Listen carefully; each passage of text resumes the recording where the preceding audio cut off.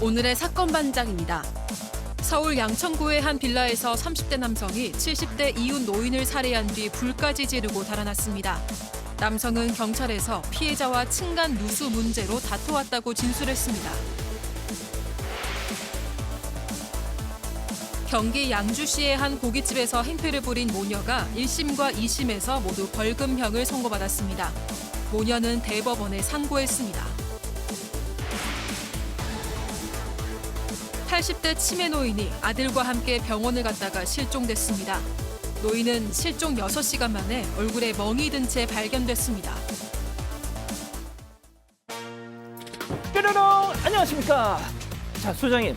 네. 우리 백성문 변호사님이 얼마나 방송에 진심인지 아십니까? 오. 왜요? 한 가지 좀 오늘 아침부터 식사를 안 하셨다. 다이어트일 것 같은데? 아니요, 자, 네. TV 화면에 조금이라도 예쁘게 나오려고 세상에 곡기를 와서? 끊으셨어. 배고파 죽겠어요. 왜 이렇게 평소에 안 그러시지 오늘따라 왜 이렇게 방송에 네, 그러니까요. 방송에도 진심이긴 한데 너무 배고파요.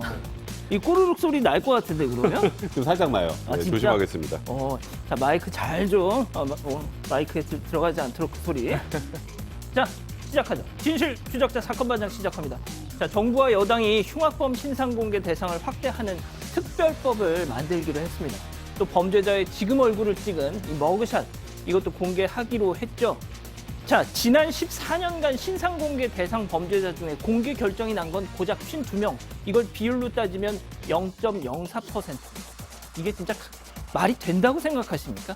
자, 과학수사기법의 발전으로 몇 해 전 살인죄 공소시효도 없앤 우리나라입니다. 예, 이 과학수사의 힘을 믿고 흉악범 신상 공개 더는 주저해선 안 된다고 생각하는데 우리 승희 의원님 어떻게 생각하세요? 100% 맞죠. 무죄 추정의 원칙이라는 것 자체가 옛날에는 주장에 의해서 뒤집어질 수 있지만 지금 과학적 증거에 의해서 판단되는 것은 대법원에서도 바뀌지 않습니다. 불법이 있으면 반드시 신상 공개해야 된다고 생각합니다. 그렇습니다. 자, 좋습니다. 오늘 출연자 소개해 올리죠.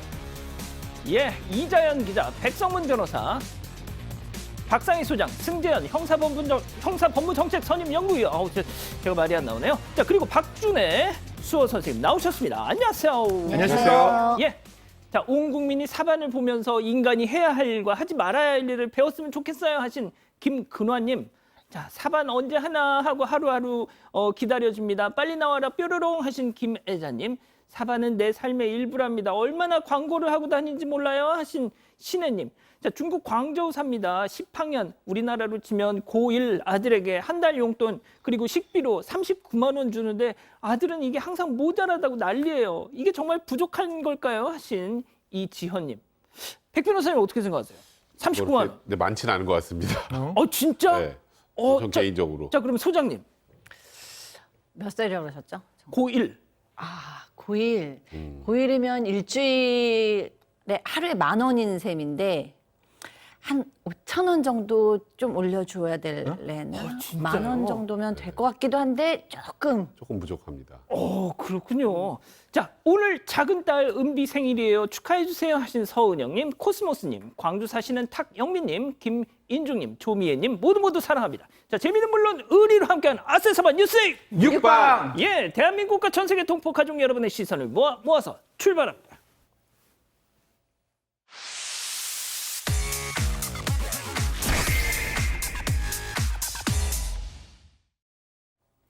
첫 번째 가보죠.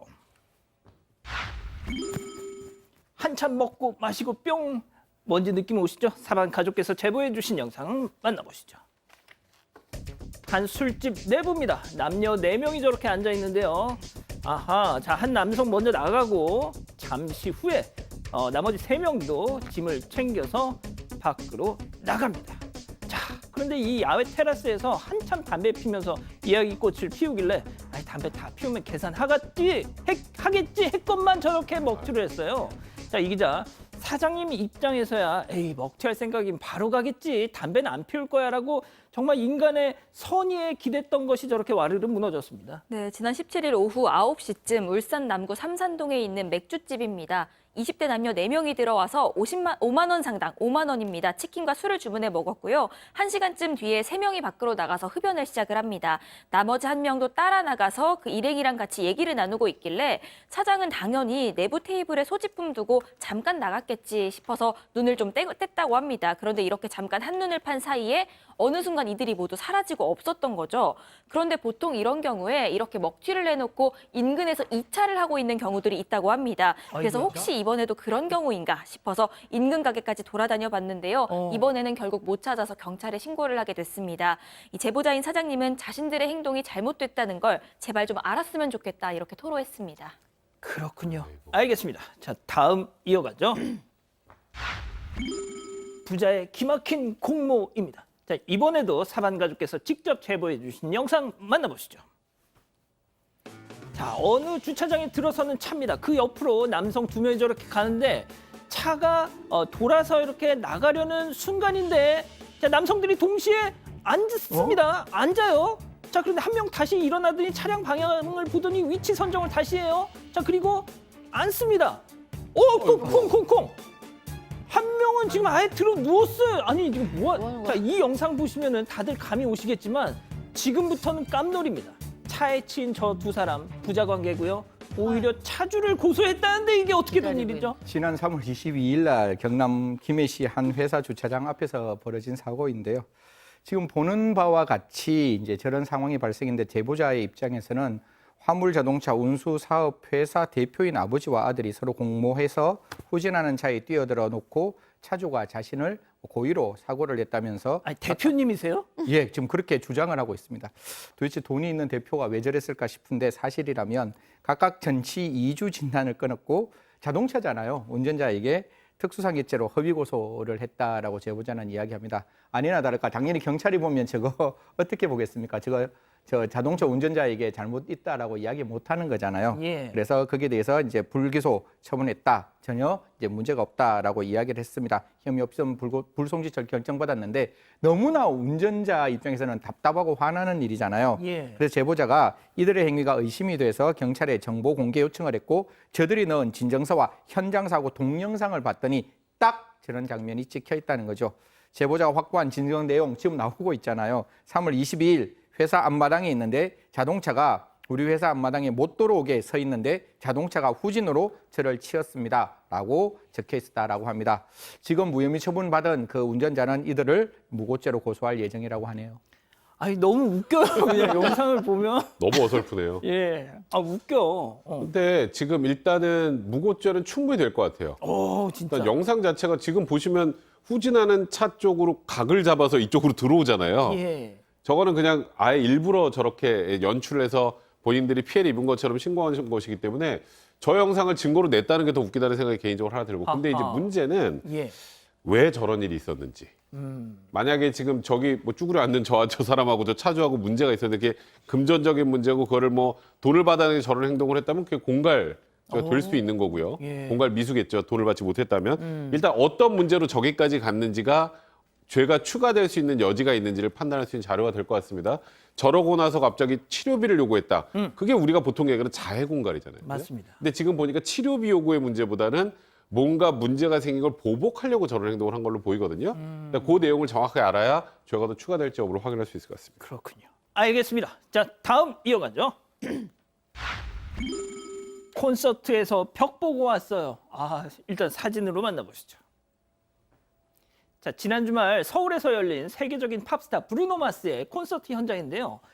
자, 무대가 없고 사람들 뒤통수만 보입니다. 바로 저 사진 오른쪽 벽 때문에 저 기둥인 것 같아요. 자, 저것 때문에 무대와 전광판이 가려져서 보이지 않았다는 건데 이거는 좀 환불을 좀 고민해봐야 되는 거 아니에요? 네, 맞습니다. 일단 세계적인 팝 가수 브루노 마스의 내한 공연이 지난 주말에 있었는데요. 이 공연 다녀온 한 관객이 예매한 객석에서 무대가 잘 보이지 않았다면서 환불을 요구하고 나섰습니다.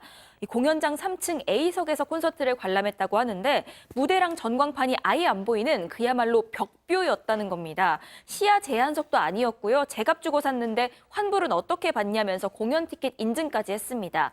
그런데 공연 예매 페이지를 보면요. 시야 제한석이라고 구분지은 좌석과는 별개로 이 P석, R석, S석, A석 중에 일부는 공연장 내부에 시설물이 있기 때문에 시야 제한이 있을 수 있습니다. 이런 내용이 공지가 돼 있기는 합니다. 하지만 일부가 아니라 사실 이 경우에는 전체가 안 보였던 거잖아요. 그런 만큼 이 사연 접한 누리꾼들은 이건 시야 제한석도 아니라 그냥 음악 감상석 아니냐, 이런 좌석을 판매하는 것 자체가 문제다라면서 분노를 했습니다. 논란이 되니까 주최 측은 해당 관객에게 사과하고 환불 처리했다고 전했습니다. 아, 환불했군요. 잘하셨습니다.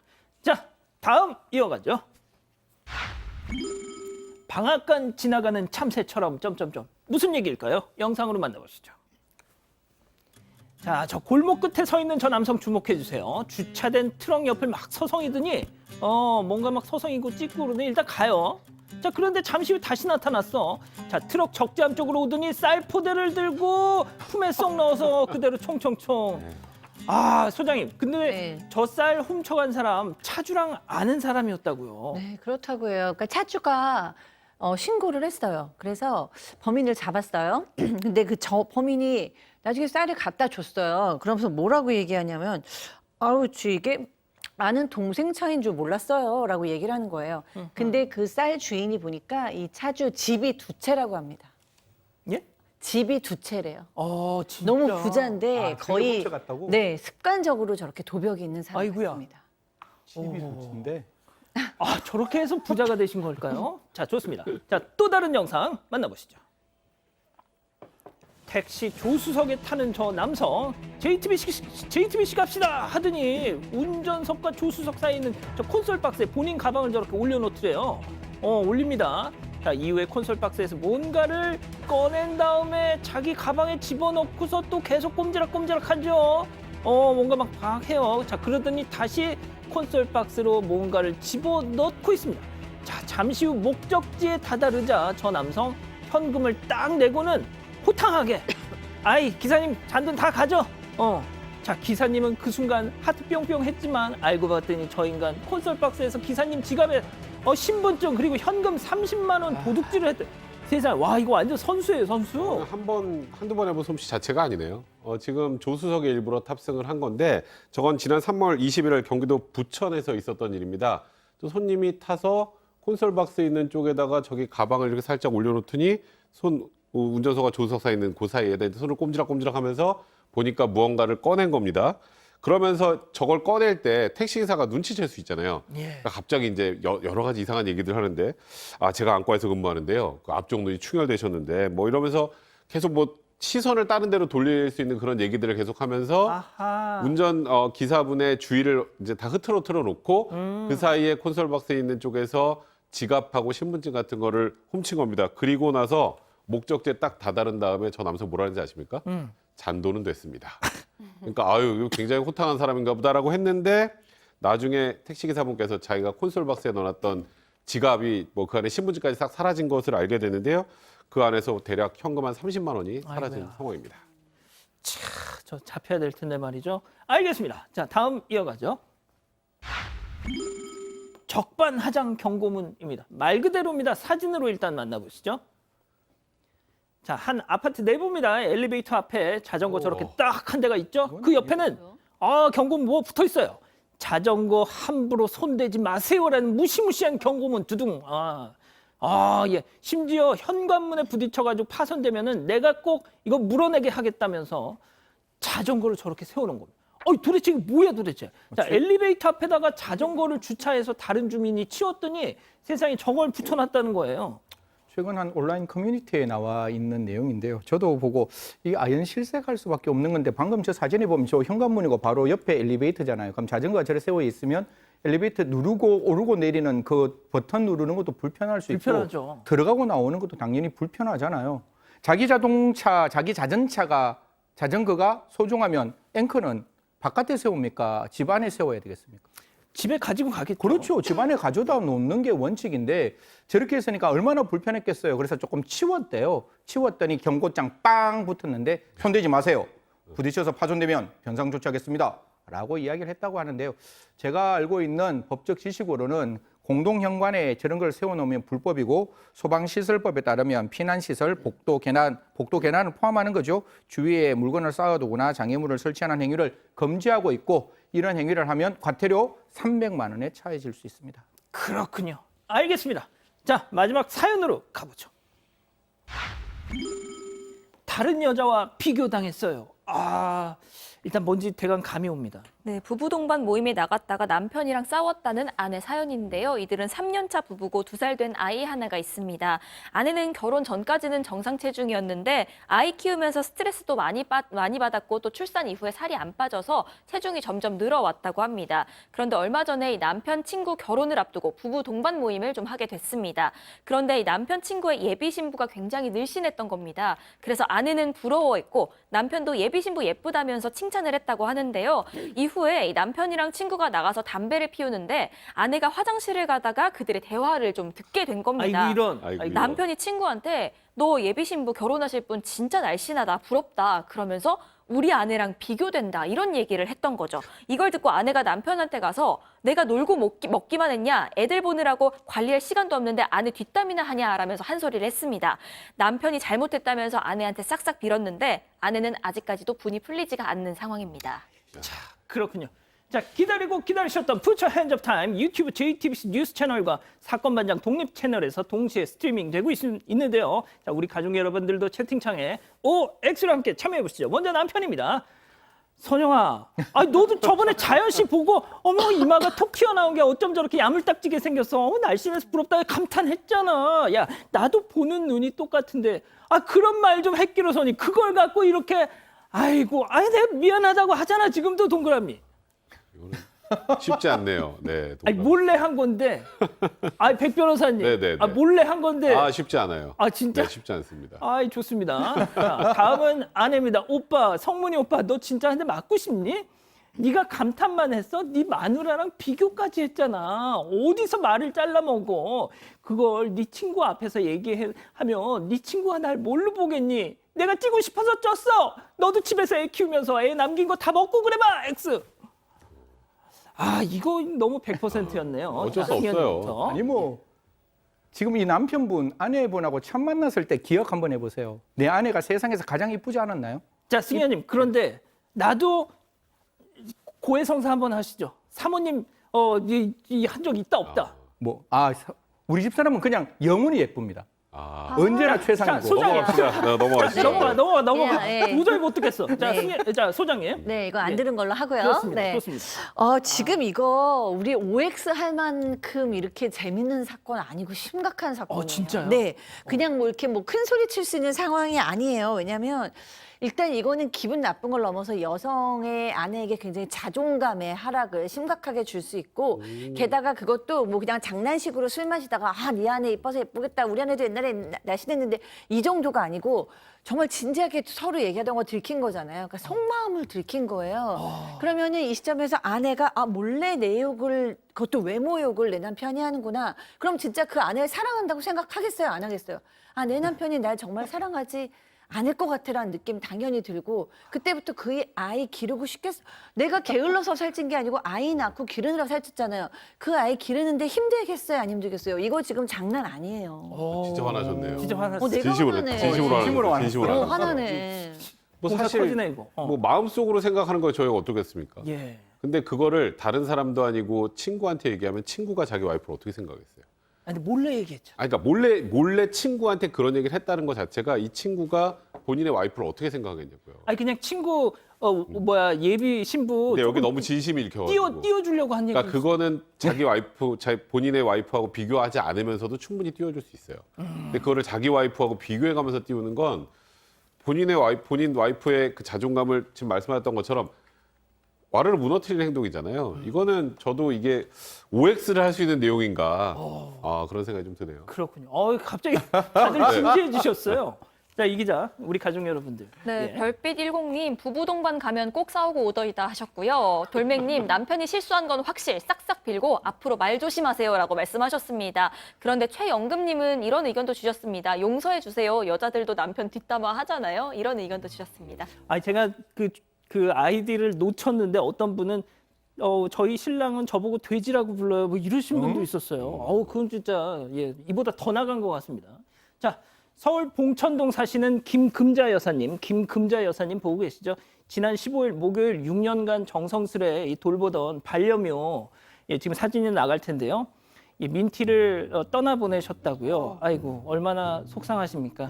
자, 전날 저녁 그 민티가 갑자기 숨을 헐떡여서 무작정 쟤를 들고 동물병원으로 가시려고 큰 길로 나가셨다는 거죠. 하지만 이게 퇴근 시간 택시가 도저히 잡히지 않아서 발만 동동 구르고 있던 바로 그때 한 아주머니가 제 차 빨리 타세요 하면서 동물병원까지 데려다 주셨다는 겁니다. 자, 얼마나 경황이 없으셨는지 연락처를 또 잘못 적으셨대요. 자, 그분을 찾고 계십니다. 지난 6월 15일 저녁 7시쯤 서울 봉천동 현대시장 사거리에서 동물병원까지 태워주신 그 감사하신 아주머니 찾고 계십니다. 자, 민티는 무지개 다리를 건넜지만 꼭 살해를 하고 싶다 하시는군요. 연락 주십시오. 종근당 건강물은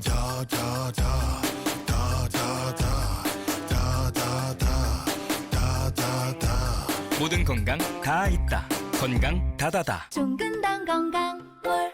한국인의 관절로 태어나 온돌의 나라답게 백의 민족답게 우리의 관절은 마르고 닳도록 살아왔다. 한국인의 관절 건강 이제 콴첼과 상의하세요. 관절엔 콴첼.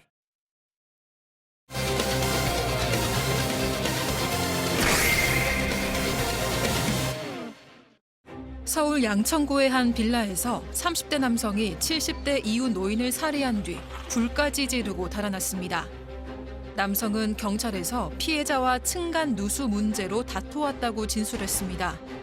사건의 전말을 파헤쳐 봅니다. 자, 한 다세대 주택에서 벌어진 사건, 그때는 사고인 줄 알았겠죠. 건물 2층에서 연기가 난다. 이런 화재 신고가 접수되면서 시작이 됐죠. 네, 이 신고가 지난 14일 밤 9시 40분쯤에 서울 양천구의 한 3층짜리 다세대 주택에서 접수가 됐는데요. 당시에 2층에서 불이 났다 이런 내용이었습니다. 소방이 도착해서 불은 20분 만에 꺼졌습니다. 그런데 다른 주민들은 다 대피해서 나왔는데 2층에 살고 있던 70대 여성이 화재 현장에서 숨진 채 발견이 됐습니다. 이 70대 여성은 해당 집에서 혼자 살아온 것으로 확인이 됐습니다. 자, 다세대 주택에 사는 주민들 다 나왔는데 그 70대 여성 혼자만 나오지 못하고 본인의 방에서 숨져 있더라. 자, 그런데 시신을 봤더니 타살 흔적이 있었습니다. 지금 말씀하셨던 것처럼 다 대피가 가능한데 저 여성만 대피를 못했다면 원래 뭐 몸이 불편하거나 이럴 수도 있잖아요. 근데 그런 것도 아니었다는 주민들 증언도 있었고요. 이제 그러다 보니까 과연 진짜로 본인이 빠져나오지 못해서 사망한 것인지를 판단하는 과정에서 보니까 이 70대 여성에게 흉기에 찔린 듯한 상처, 그리고 우리가 방어흔이라고 하죠. 공격에 대한 방어란 흔적 같은 것들이 남아 있었고 또 다량의 혈흔도 검출이 됐습니다. 그리고 화재 현장에 흉기로 의심되는 물건이 발견이 됐는데 이제 흉기에 직접 사용됐는지 여부 뭐 이 부분은 좀 더 확인해야겠습니다만 이것도 제가 알기로 뭐 감식을 하고 있는 그런 상황이라고 하고요. 그리고 흉기로 추정되어 있는 것들이 좀 그을린 채 발견이 됐으니까 뭔가 공격을 당해서 빠져나오지 못한 것, 거기다 결정적으로 일단 소방과 경찰이 합동 감식을 했는데 이 자연 발화가 아니라 방화 정황이 있는 것으로 확인됐습니다. 자, 그러면은 이 얘기를 종합하면 누군가 살해를 하고 불을 지르고 도망갔다는 얘기가 되잖아요. 근데 뭐 사실 이런 사건이 일어나면 도대체 방화가 아니라 자연 발화가 아니라 방화라면 제일 처음에 찾는 게 CCTV를 먼저 찾겠죠. 그런데 당시 건물 자체에는 CCTV가 없었다라고 경찰은 이야기하면서 그 대신 이웃 주민에 대한 탐문조사, 현장 목격자 조사, 주변에 있는 CCTV를 샅샅이 다 뒤졌답니다. 그러다 보니까 이제 한 사람이 유력한 용의자가 딱 나타났는데 같은 빌라에 살고 있던 지금 저 남성이라는 거죠. 불이 나는 현장 그 사이에 그 장소를 총총총 지나갔고 그곳에서 나왔고 제일 중요한 거는 불이 나고 난 다음에 자기 집에 돌아오지 않는 것을 굉장히 주목하고 지금 이 유력한 용의자를 체포했다라고 경찰은 밝혔습니다.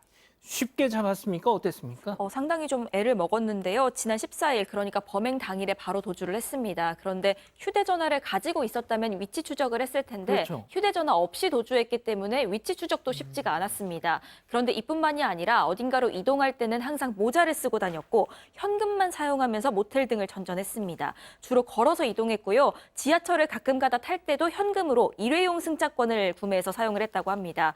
그러다가 지하철역 CCTV에 이 남성의 모습이 찍히긴 했는데 이런 어려움에도 불구하고 강력팀 모두가 총동원돼서 3일 밤낮으로 추적한 끝에 지난 18일 강북구의 한 모텔에서 검거가 됐습니다. 자, 아무튼 잘 검거를 했습니다. 자, 소장님, 네. 가장 중요한 거 도대체 왜라는 거겠죠. 네. 좀 너무 한 분의 목숨이 진짜 걸리는 문제인데 너무 사소한 이유로 이런 행동을 했습니다. 바로 층간 누수 때문이었다고 합니다. 누수가 있었으면 당연히 고쳐줘야 되는 건데 고쳐주지 않아서 아마 싸움이 났나 봐요. 그래서 층간 누수 문제로 다투던 중에 그 피해자한테 화가 났다. 그래서 이불에 라이터로 불을 지르고 나왔다.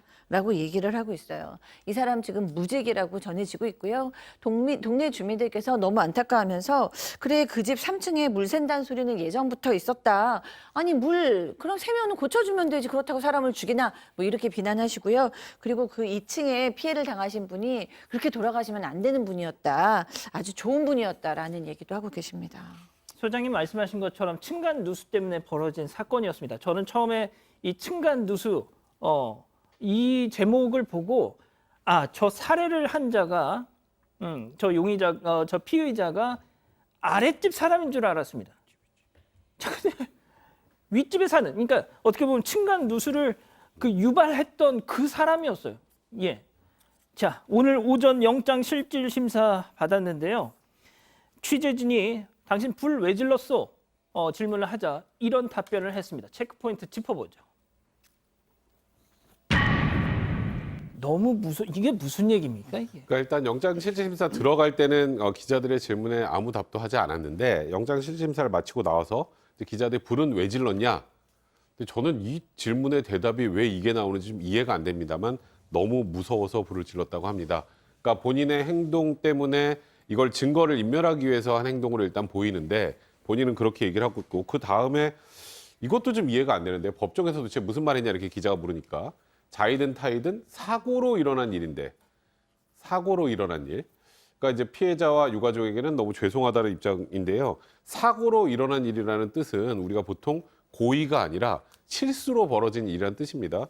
본인의 책임을 회피하기에만 급급한 인상입니다.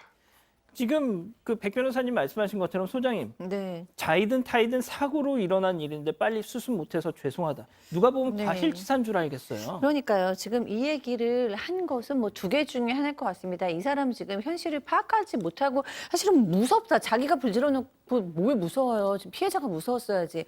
그리고 자이든 타이든 그러면은 사고가 난 거지 내가 불 지르지 않았다고 하는데 그 전에는 내가 라이터로 이불에다가 불을 지르고 나왔다라고 다 지금 자백을 했잖아요. 그러니까 2가지 말이 상충되기 때문에 이 사람한테 무슨 뭐 인지적 장애가 있나 이런 생각 하나 들었고요. 2번째는 뭐 자기가 거짓말을 해서라도 여기서 빠져나와야 되니까 그걸 나중에 와서는 이제 인정하고 싶지. 내가 죽였습니다. 뭐 내가 뭐 고쳐주고 싶지 않았어요. 그 사람하고 싸우는 게 화가 났습니다. 이렇게 얘기하기 싫으니까 막 둘러댄 것인가? 라는 생각도 좀 들었습니다. 자, 승현님 아까 제가 말씀드렸다시피 층간소음처럼 층간 누수도 정말 이웃 간의 아주 대표적인 분쟁 사례 원인 중에 하나지 않습니까? 네네. 자, 그런데 위에 집에 살던 인간이 이 짓을 했어요. 이게 가늠이 되십니까 이게? 뭐 아마 위에서 물이 내려오니까 밑에 있는 그 입주자가 야 빨리 위에 거 좀 고쳐라고 할 수 있는 그 말은 할 수 있는 거고 그 말은 당연히 윗집에서 고쳐야 되는 건데 제가 봤을 때 밑에 있는 분은 할머니고 위에 있는 사람은 젊은이니까 아마 할머니를 충분히 제압할 수 있다라고 생각을 했는 듯해요. 그리고 제가 지금 생각하고 싶은 거는 과연 이 사람이 저런 이야기라는 게 우발적 범행이냐 계획적 범행이냐 반드시 찾아야 되는데 그거는 흉기를 어떻게 준비했느냐가 가장 중요한 것 같아요. 그래서 범행 현장에서도 흉기를 준비했고 아까 사건 현장에서 흉기가 나왔다 그러잖아요. 둘 다 저는 반드시 국가수 감정이 필요하고 원래 방화되는 사건들은 최초의 방화 시점이 어디서 일어났는지 사실 그냥 방화가 되는 게 아니라 라이터불로 어떤 그 이불을 태운다는 게 쉽지 않습니다. 분명히 매개물이 존재를 했어야 되고 그 매개물에 의해서 만약에 방화가 발생했다면 100% 계획적이겠죠. 이런 부분 좀 찾아서 확실하게 죗값을 치러야 된다라고 생각합니다. 대한민국에는 현조 건조물 방화 치사가 있는데 이게 부진정 결과적 가중범이라서 오히려 살인죄를 적용하는 것보다 형이 높게 갈 수 있어요. 7년 이상의 징역이기 때문에 여러 가지 면 좀 살펴보시고 제대로 된 법리 검토했으면 좋겠다는 말씀 드리겠습니다. 다시 한번 정리해 드립니다. 누수 가해자가 누수 피해자를 살해했습니다.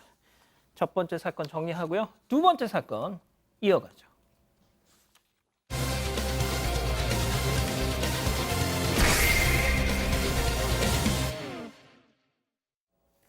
(2021년 5월) 전국을 떠들썩하게 만든 모녀가 있었습니다.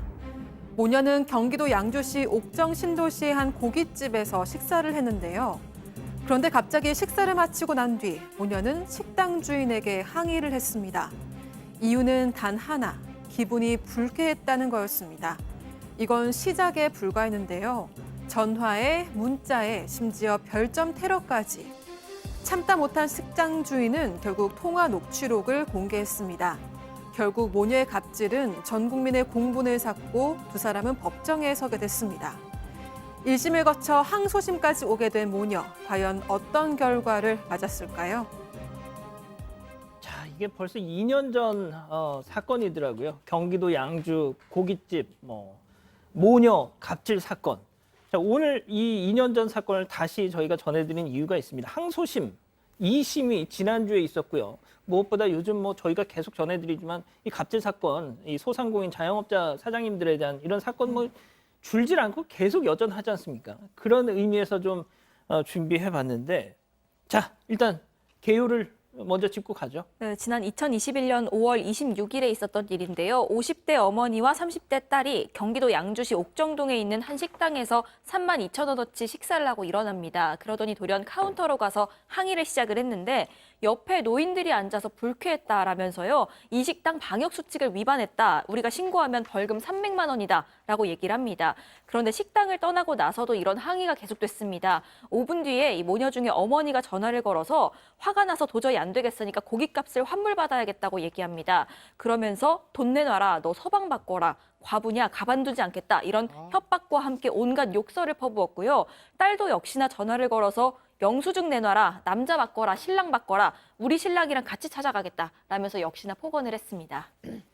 자, 근데 지금 이자연 기자가 소개했던 이 대화가 고스란히 녹음이 돼 있었습니다. 자, 다시 한번 들어보시죠. 네, 전에 고기 먹고 그 집인데 엄마가 애들이 얼떡시가면서 안 되게 고기값 도로 물려주세요. 아 근데 제 얘기도 한번 들어봐 주세요. 왜 들어봐? 고기값 당장 물어라. 그럼 네가 우리한테 뭐 고기값을 깎아주든지 우리도 서비스를 못 받았으니까 당연히 뭘 해야지. 생각해보니까 돈은 다 손들어내고 내고 말이야. 저희가 방역수칙을 안 지킨 것도 아니고 저희는 칸막이도 다 설치하였고 저희가 뭐 어떻게 합니까 여기서도 무슨 어떻게 합니까 빨리 그쵸? 안 되겠어 이거 저희 지금 이렇게 반말하는 니네 있잖아 방역수칙 어겼다고 치르면 너네 300만 원이야 몰라? 지금 협박하시는 겁니까? 협박하면은 때려가지고 나가죠 야, 방역수칙 어긴 거는 거기 갔고 손님들이 신고하면 끝나는 거야. 뭘 알고나 잠사해. 야, 네 서방 바꿔. 너 가구야? 바꿔! 정말 딱 아유, 제가 더 욕 나올 것 같아가지고. 자, 백 변호사님. 네.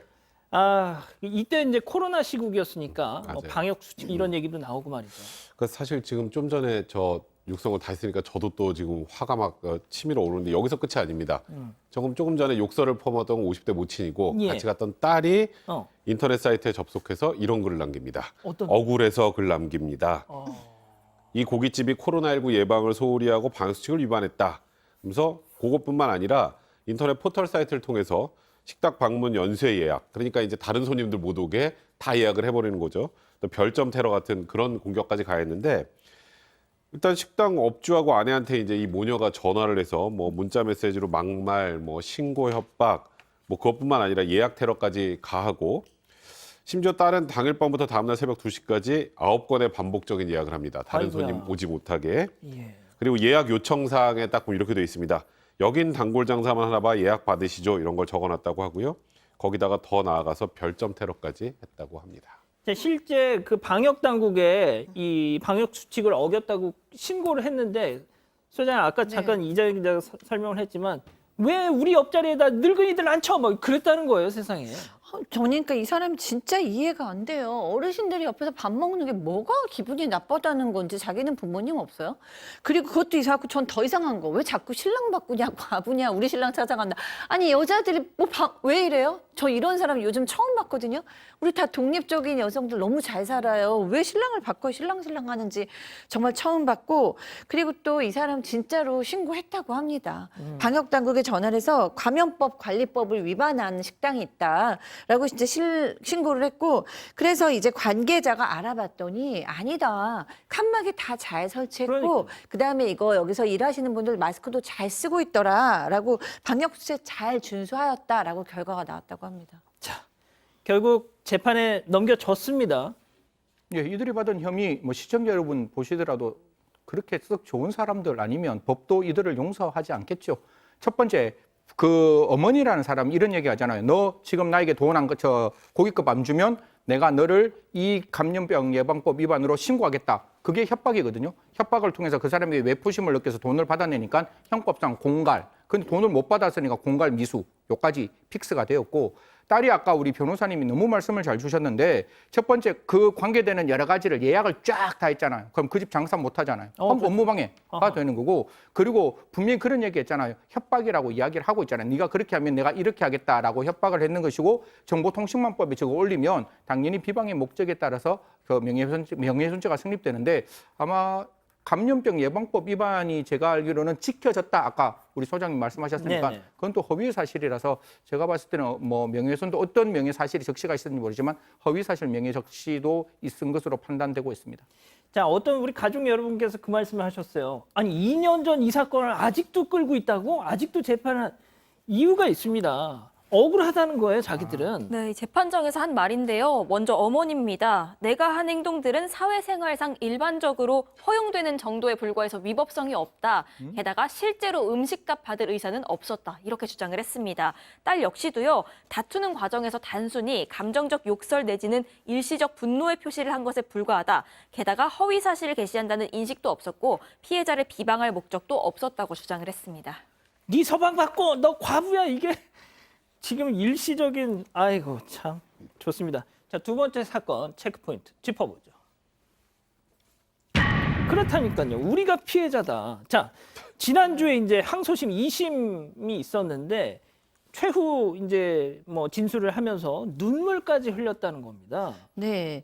아, 이 사람들이 진짜 본인들이 잘못을 했다고 여전히 1도 생각하지 않는 것 같아요. 왜냐하면 이 엄마는 뭐라고 얘기했냐면 언론이 우리를 악마화했다라고 얘기하고 우리가 피해자다. 지금 보고 계시겠네요. 예. 했어요. 그리고 아까도 그런 얘기 했잖아요. 이건 사회생활상 이 정도는 그냥 일반적으로 허용되는 거다라고 엄마는 얘기하고 딸은 이건 그냥 단순한 감정이다. 일시적인 그냥 분노다라고 얘기를 했는데 거기에 이어서 지금 또 이 엄마는 그리고 나는 뭐 처벌받아도 되지만 우리 딸은 너무 아직 어리고 그러니까 선처해달라라고 얘기했고 본인들의 잘못을 뉘쳐서 눈물 흘린 게 아니고 억울하고 딸이 너무 안쓰럽고 그래서 운 거고요. 또 딸도 끝까지 얘기를 했어요. 나 이게 너무 힘들어서 이사를 갔다라고 얘기하면서 요즘 배달앱에서 별점 하나 주고 악플 쓰는 거 뭐 그거 별로 문제도 안 되는데 왜 우리 것만 이렇게 공론화 해가지고 이렇게 보도하느냐라고 얘기하고 굉장히 억울하다. 끝까지 억울하다입니다. 예. 언론이 이제 악마화했다. 이거는 저희가 소장님이 최대한 순화해서 말씀하신 거고 백 변호사님 제가 이 2심을 직접 방청하신 이 고깃집 사장님하고 통화를 했는데 언론이 나를 희대의 X년으로 만들었다. 네. 라고 했다는 거예요. 심지어 A4 2장 정도를 이렇게 준비해 와가지고 판사 앞에서 탁 연설을 하시더라는 겁니다. 아직도 전혀 반성 같은 건 하지 않으시네요. 이걸 잘못했다는 생각 자체가 없는 걸 보고 언론에서 이분들 비판했던 게 충분히 있을 만한 일이었다는 생각이 다시 한번 들고 최소한 지금은 반성하는 모습 정도는 보였어야 되는데 그렇지 못했다는 점 때문에 저는 지금도 좀 화가 많이 납니다. 근데 저는 좀 아쉬운 건 1심과 2심의 결과는 같았습니다. 뭐 다 짐작하시겠지만 두 번 다 유죄 판결이 나왔고요. 다만 이 딸과 이 목사라는 어머니가 각각 벌금 500만 원 정도밖에 선고되지 않았다는 게 저는 오히려 그러니까 형량이 오히려 더 높아야 되지 않나라는 그런 생각도 좀 드는데 아까 그런 얘기 했잖아요. 아니 내가 그 돈 받을 생각, 고깃값 다 돌려받을 생각 없었다. 근데 아까 저희 녹음 파일 들었죠? 고깃값 빨리 붙여 안 되겠어. 이거 니네 있잖아. 방수칙 어겼다고 찌르면 너네 과태료 300만 원이야 몰라? 이게 공갈 미수입니다. 이 한 줄로. 더 이상 이 이상 이하도 볼 것도 없는 상황이고요. 오히려 여기서 반성을 하는 모습 보이고 식당 주인에 가서 사과하는 모습을 보였다면 이렇게까지 오진 않았을 텐데 지금 아직까지도 여전히 반성하고 있지 않은 그런 모습을 보여주고 있다는 거 참 제가 보고 있어도 저도 좀 화가 많이 납니다. 이 항소심 선고가 있었을 때 이 고깃집 사장님이 법정에 있었다고 제가 말씀드렸잖아요. 그분의 식당 주인 사장님의 얘기 잠깐 들어보시죠. 제가 생각하기에 그냥 자기가 준 죄만큼 벌 받는 거라고 생각해서 형량이 딱히 과하다고도 생각을 안 했거든요. 저는 이게 이제 처음에 기각돼서 이제 끝났구나 했는데 그날 바로 선고를 했더라고요. 또 길어지겠구나. 그때는 좀 답답하죠. 빨리 안 끝나니까. 대법원까지. 예, 대부분까지 상고했다는데요. 아까 변호사님 말씀 주셨죠. 이 모녀, 이 어머니의 직업이 목사랍니다. 기독교 성경책에는 오른뺨을 때리면 왼뺨을 내어주라고 합니다. 절대로 목사가 이런 행동해서는 저는 안 된다고 생각합니다. 이 부분 꼭 예. 마음속에 간직했으면 좋겠습니다. 알겠습니다. 자, 두 번째 사건 정리하고요. 세 번째 사건 이어가죠.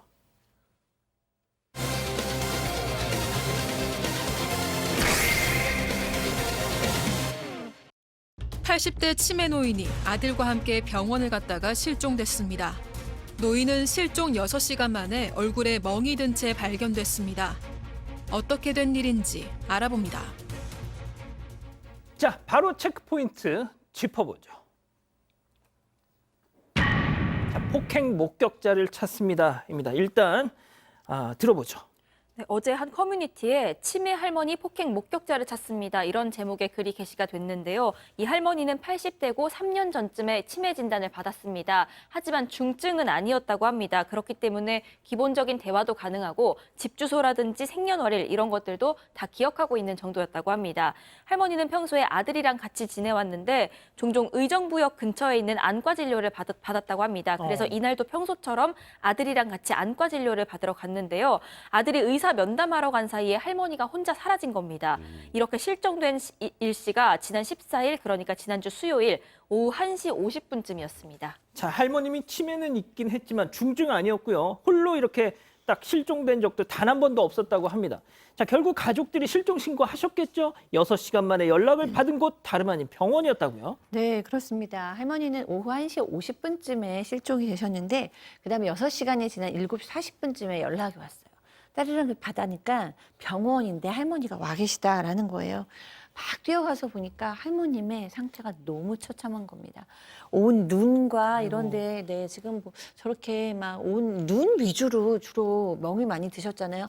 핏자국이 너무나 여기저기 천명하고 그다음에 뭐 피멍이 들어 계시고 이렇게 너무 진짜 상처가 많으니까 온 가족들의 마음이 무너졌겠죠.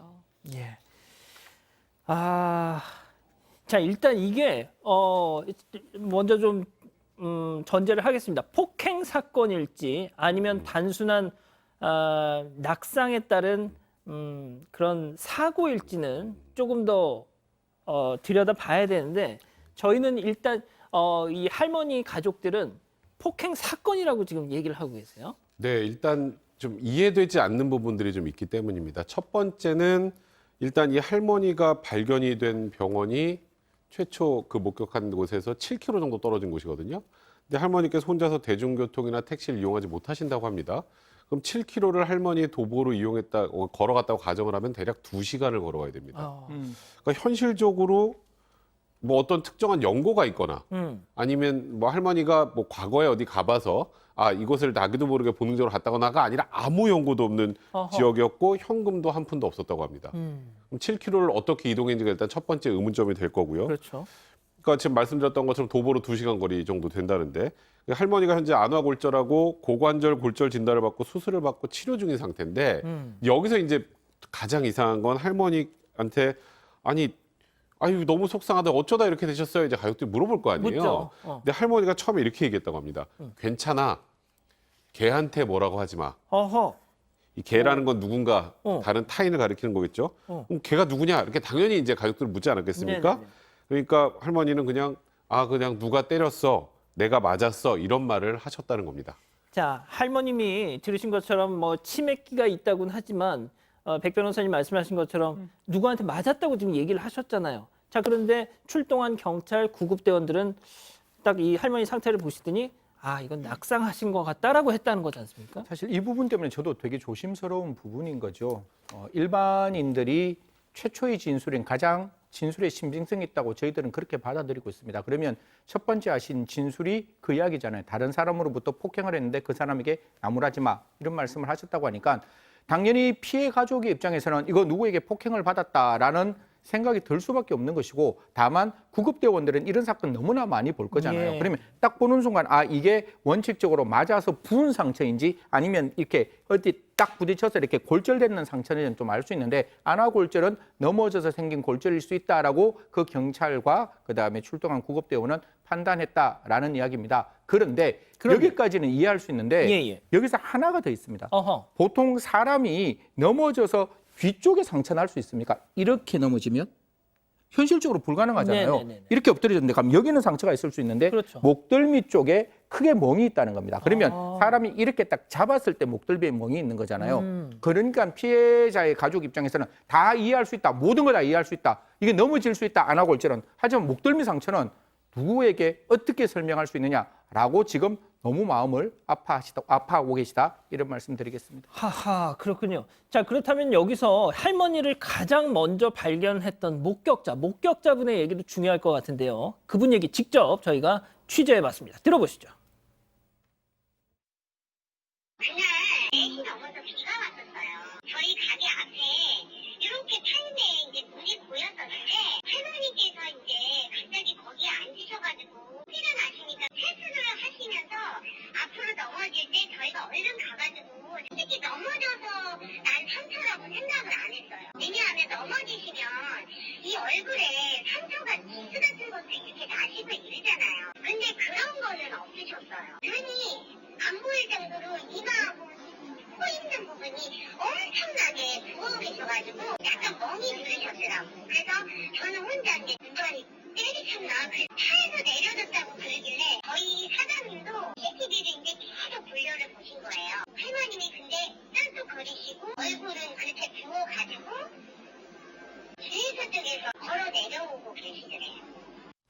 자, 지금 우리 가족 여러분들도 낙상 같다, 폭행 같다 지금 의견이 분분하신데, 자, 그런데 저희가 얘기를 들어봤더니 그날 소나기가 내렸다는 거잖아요. 자, 그런데 할머니 한 분이 물 웅덩이 앞에 이렇게 몸을 웅크리고 있었다는 증언도 있던데 이건 뭔 소리죠? 네, 이게 지금 가게 주인과 직원의 얘기인데요. 일단 할머니 발견한 게 4시가 넘은 시각이었습니다. 할머니 한 분이 식당 앞에 웅덩이 앞에 이렇게 몸을 웅크리고 있는 모습을 발견을 했는데 잘 몸도 못 가누는 상태였는데 이렇게 세수를 하려는 듯한 그런 신용을 했다고 합니다. 다가가서 보니까 눈도 보이지 않을 정도로 저렇게 얼굴이 부어 있고 코피까지 나는 상태였다고 하고 그래서 한눈에 보기에 뭔가에 맞은 상처 같아 보였다 이렇게 전하고 있습니다. 특히 이 가게 같은 경우에는 차로 이동해야만 갈 수 있는 위치에 있습니다. 또 중간중간 인도도 끊겨 있는 도로변에 있는 가게이기 때문에 걸어서 누군가가 도착하기는 좀 쉽지 않은 곳입니다. 할머니가 당시에 옷만은 깔끔하게 잘 갖춰 입고 있었기 때문에 혹시 자식들이 치매 있는 할머니를 이렇게 학대하고 버린 게 아닐까 이런 생각까지 할 정도였다고 합니다. 일단 신고하고 가게 CCTV를 돌려봤는데요. 저 멀리서부터 할머니가 절뚝거리면서 걸어오는 모습이 보였고 그때도 이미 얼굴은 부어있는 상태였습니다. 직원들은 구급대원 기다리면서 피를 닦아주고 있었는데 할머니한테 어떻게 오셨냐고 물어봤습니다. 그런데 대화가 이어지기는 하지만 처음에는 차에서 누가 내려줬다고 하시더니 나중에는 버스에 탔다, 걸어왔다 이렇게 좀 일관된 진술이 있지는 않은 상태입니다. 제가 승희 의원님께 마지막 여쭐게요.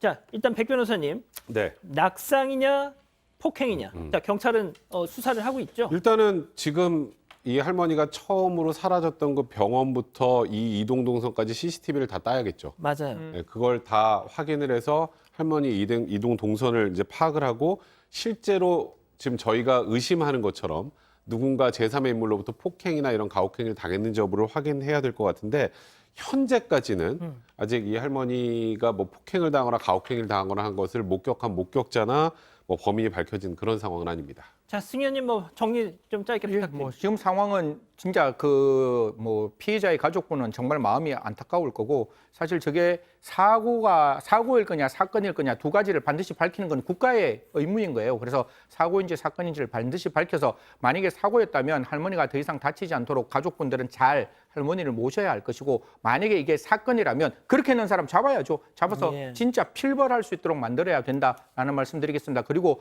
다치고 난 다음에 할머니는 정상인이라도 제대로 진술하지 못할 수 있어요. 그래서 예. 그때 진술이 오락가락했다는 그 이유만으로 그 진술의 신빙성을 좀 못 믿어서는 안 된다. 또 그건 분명히 수사기관이 고려해야 된다라는 말씀드리겠습니다. 자, 잘 들어주십시오. 지난 6월 14일 수요일 소나기가 쏟아진 날이었습니다. 이날 오후 2시에서 7시 사이 양주시 유양동 유양 삼거리 부근을 지나면서 앞서 보신 뭐 80대 할머니 어르신을 목격한 분이 계시면은 지금 자막 나가고 있죠. 대체로 맑았지만 소나기 내렸던 지난 수요일 경기도 양주시 유양동 유양 삼거리. 자, 여기로 꼭 제보 부탁드립니다. 자, 정리하고요. 별별 상담소 이어갑니다.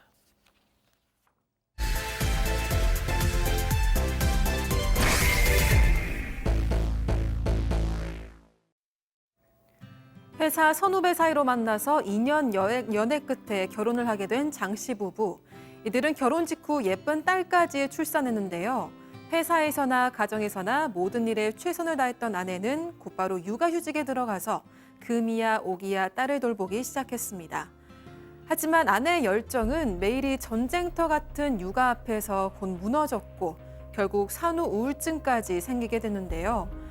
이제는 딸 때문에 자신의 인생이 망가졌고 모든 게 남편 탓이라며 이혼까지 요구한다는 아내. 대체 이 상황을 어떻게 하면 해결할 수 있을까요? 자, 산후 우울증 때문에 힘들어하는 아내의 얘기입니다. 뭐 많은 분들이 공감하실 것 같아요.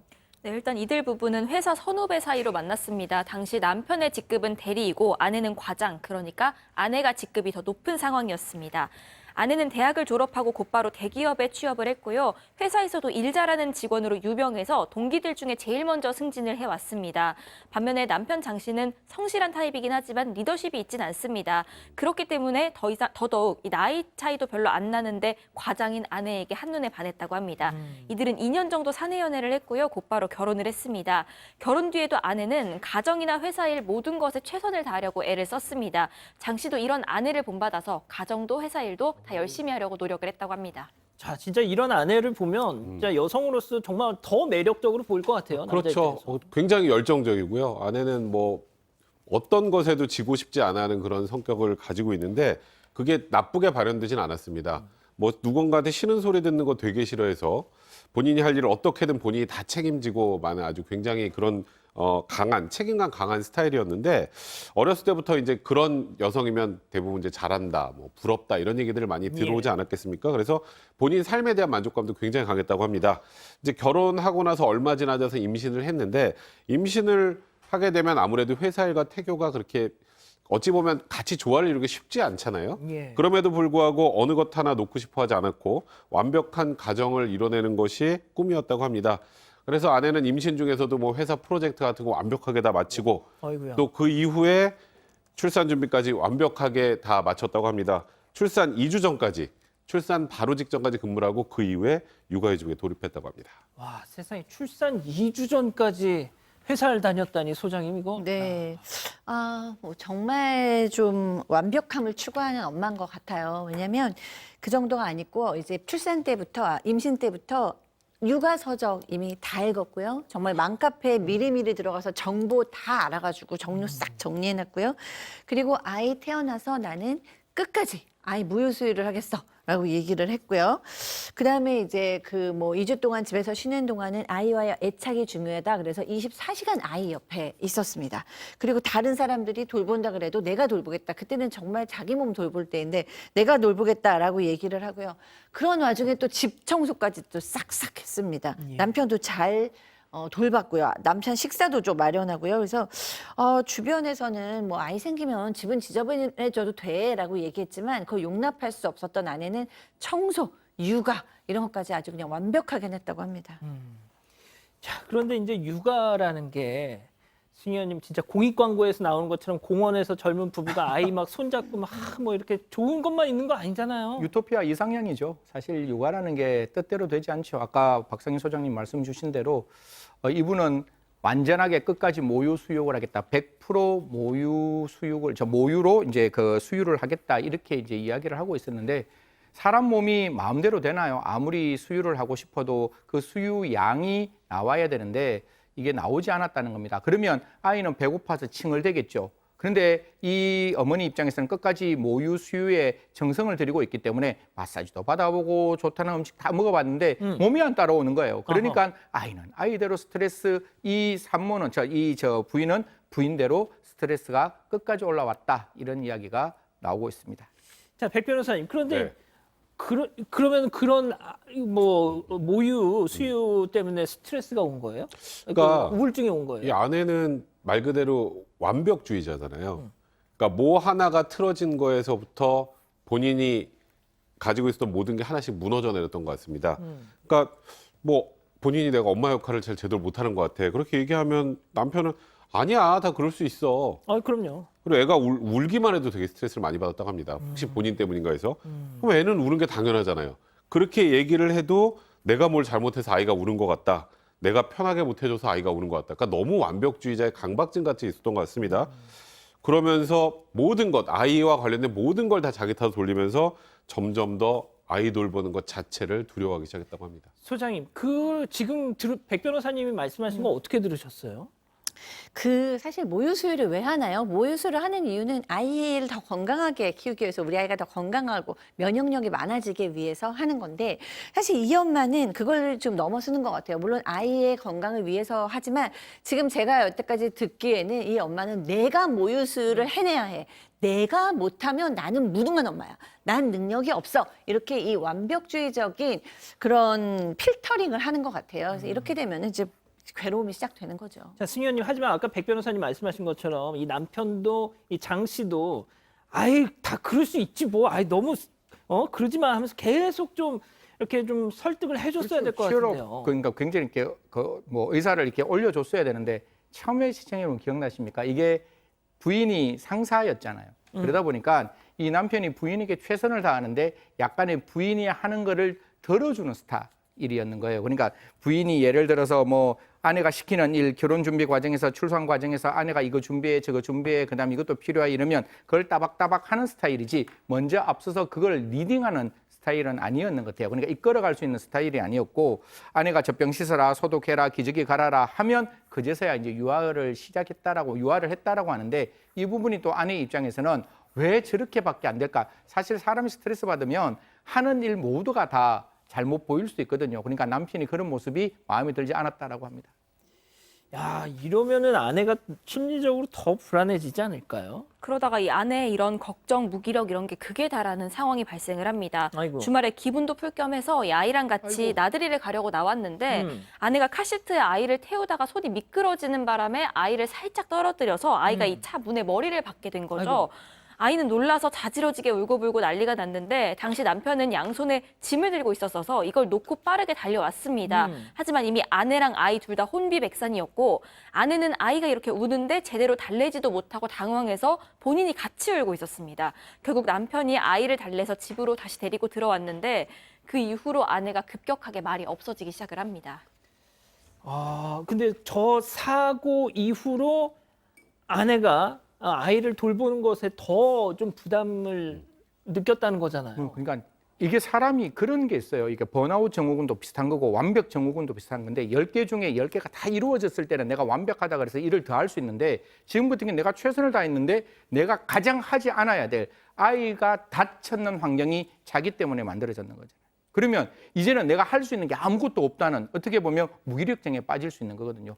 이 사건 이후에 예. 그 부인은 절대로 아이를 어떻게든지 보는 것을 무조건 피했다라고 이야기를 하고 있습니다. 아유, 소장님, 근데 애 키우면서 다 저렇게 그냥 시행착오를 거치는 건데. 네. 그렇기 때문에 이런 말씀 많이 하잖아요. 아이를 키우면서 내가 더 많이 컸다. 내 부족한 점을 많이 알게 됐다. 내가 둥글둥글해졌다. 이렇게 보잖아요. 그러니까 아이를 키우면서 이런 실수가 끝도 없고 그거는 어떤 엄마도 다 피해갈 수 없는 일이거든요. 누구나 다 아이가 조금은 다치기도 하고 아프기도 하고 저도 그랬고요.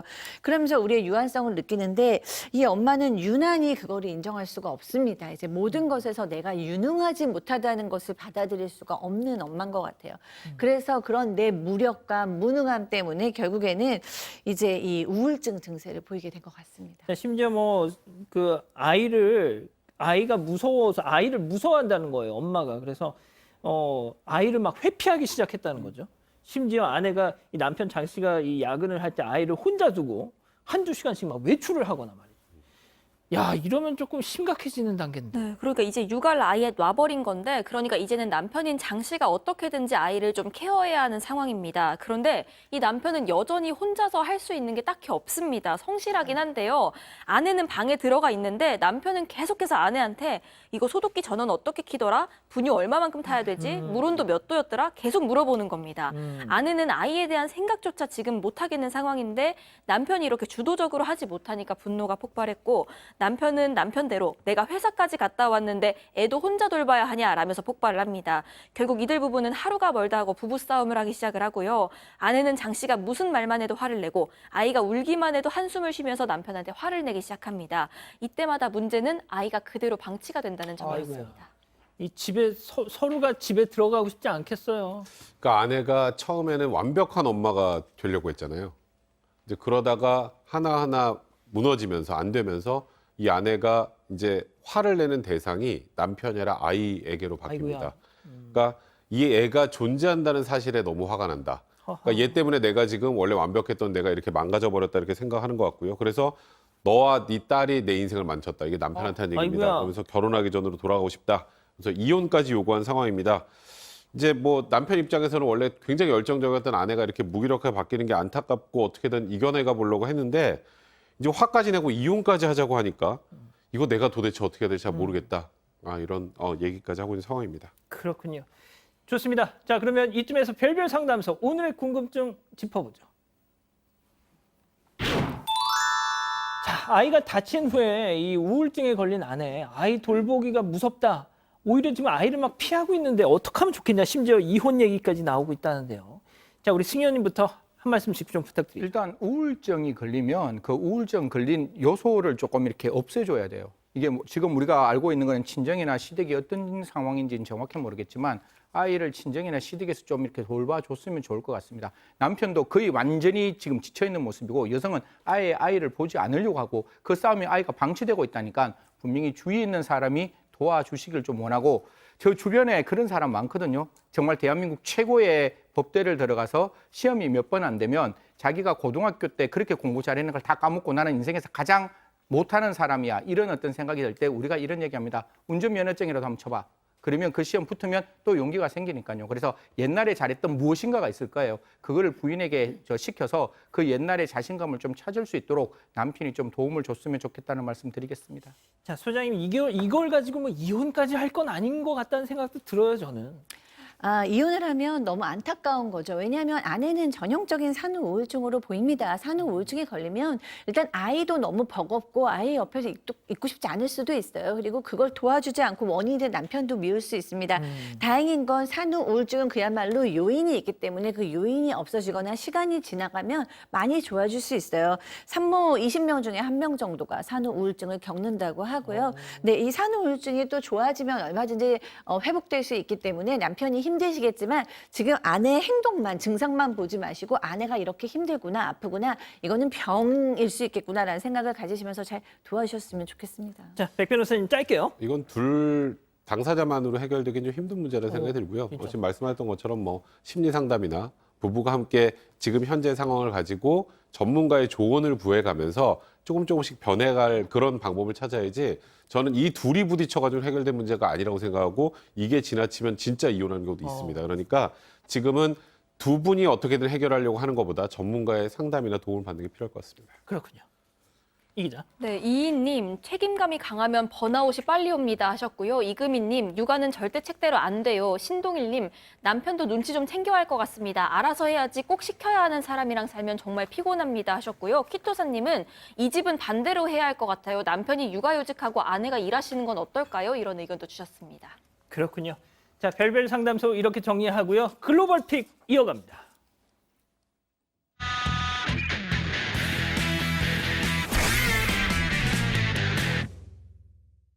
자, 오늘 첫 번째 영상이 조금 충격적일 수 있습니다. 시청에 좀 주의해 주시기 바라고요. 중국으로 가보시죠.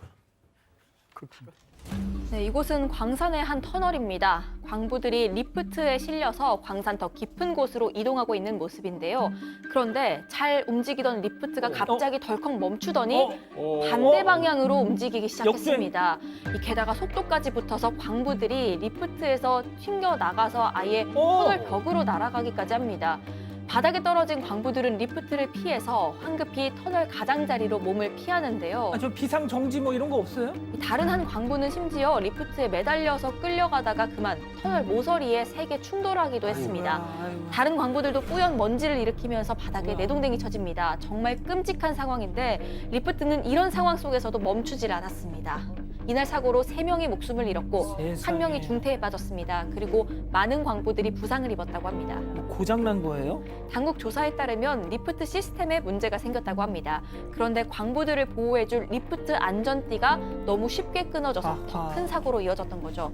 심지어 이런 황당한 사고를 낸 이 회사는요, 중국에서 2번째로 큰 광산 기업이라서 더 충격을 주고 있다고 합니다.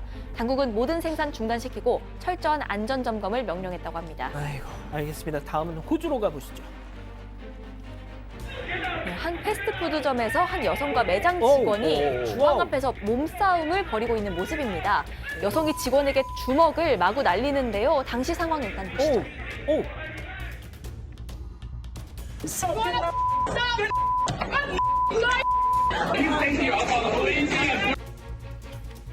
여성은 직원에게 삿대질을 하는 건 물론이고 다른 손님에게 나갈 음료를 덥석 집어서 직원을 향해서 던지기까지 합니다.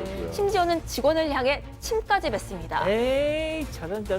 더 이상 던질 게 없어지니까 이젠 옆에 있던 손님 음료까지 뺏어서 던지는 모습입니다. 그걸 왜 뺏어? 여성이 매장에서 난동을 부린 이유는요, 공짜로 물을 안 줬기 때문이었습니다. 심지어는 물 달라고 주방까지 들어가서 실랑이를 벌였는데 직원이 자신의 팔을 잡아서 자기도 공격을 했다는 겁니다. 혹시 물은 셀프였는데 그런 거 아니에요? 잘 모르겠는데 좀 이상하죠. 여성의 만행은 매장을 치우던 직원의 머리를 세게 내리치고 폭언을 퍼붓고서야 끝이 났습니다. 더 황당한 건 직원들을 폭행한 이 여성, 18살 소녀였습니다. 아이고야. 그리고 만취한 상태에서 이런 일을 벌였던 겁니다. 왜 저러고 사니? 직원들은 이날 이후에 업무에 지장이 있을 정도로 극심한 정신적 충격에 빠졌다고 합니다. 하지만 소녀는 사건이 있고 몇 주가 지난 후에야 TV 인터뷰로 직원들에게 사과를 전했습니다. 한번 들어보시죠.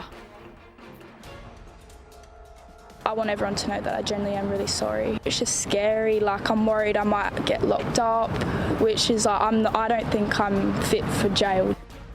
네, 이 영상은 최근 법정에서 공개가 돼서 다시 한번 화제가 됐었는데요. 20대 소녀는 이달 말 선고를 앞두고 있고 개정된 법에 따라서 최대 징역 7년까지 선고받을 수 있다고 합니다.